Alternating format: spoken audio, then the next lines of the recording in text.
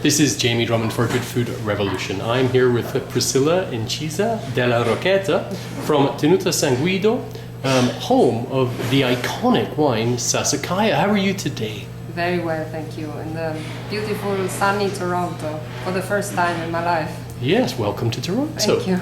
Now, the region that your family's wines come from, Bolgheri, was not known as a region that produced high quality wine at all. How did your grandfather have this foresight? Where did it come from? Because he really was a pioneer.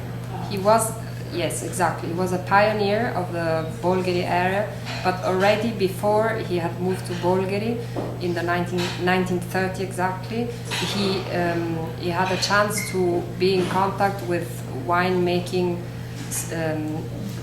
realities. He was actually half Piemontese, half Roman. So in his hometown Rocchetta Tanaro in Piemonte, in the province of Asti, already his family was producing wine there, and he got very passionate during his youth about French grape wines, such as Bordeaux wines, for example, based on Cabernet Sauvignon.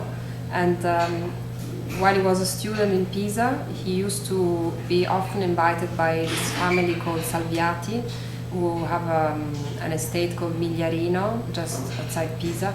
And there he had a chance to try these wines that they were making based on Cabernet Sauvignon. So it's not true that what you read most of the time, maybe on the internet, that the first vines of Sassicaia come from Bordeaux.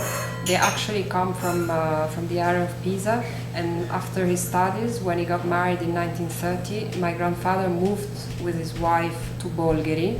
And the estate actually comes from my grandmother's family, della Gherardesca. And in those days, during the war, my grandfather went back to his friends and asked to have some of the plants and started experimenting with Cabernet Sauvignon in Bolgheri, which is roughly 60 kilometers south of Pisa. And he thought that there was the right environment and the right microclimate for the Cabernet Sauvignon to develop well. So he wanted to challenge, he embarked into this challenge, although many people told him it was crazy to try and make good quality wine in the Bolgheri area. It was basically unthinkable.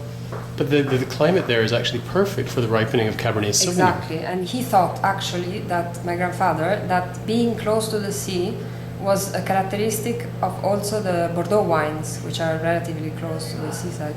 And this type of soil that we have in Bolgheri with stones, the stony ground soil, also similar to the grape of Bordeaux, also gave him the idea to choose his name Sassicaia, that means in the local dialect stony ground.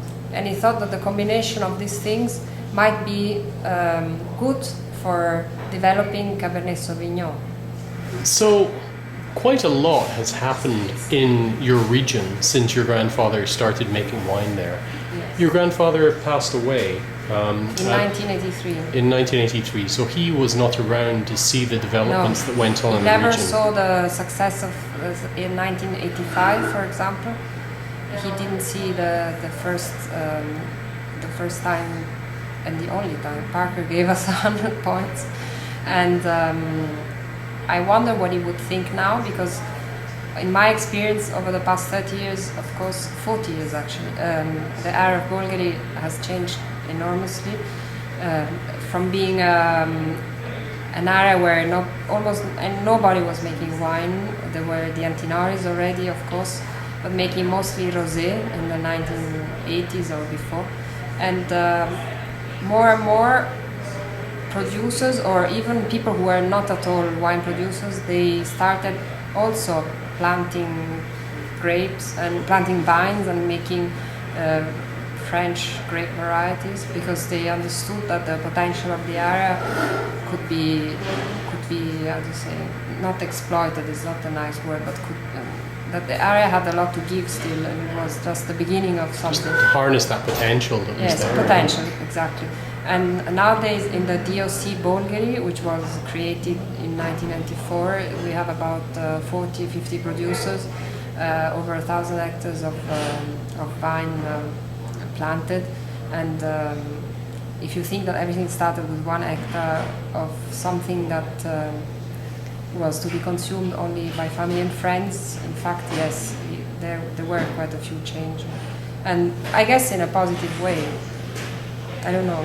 One should come to Bolgheri and see. I don't know if you have ever been, but you're most welcome to come and visit. Oh, I may do that. Yeah? How do you think your grandfather would feel about Bolgheri Sassicaia having its own monopoly, its own DOC? Well, I think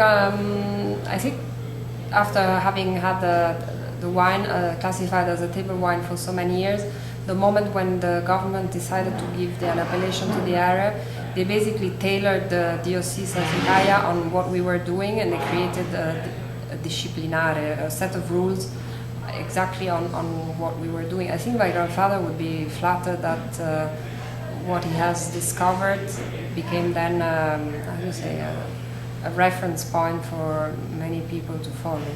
And we are very proud that we are so far in Italy the only estate that has a, yeah, you're right, it's like a monopoly. Yeah. Yes. Yeah.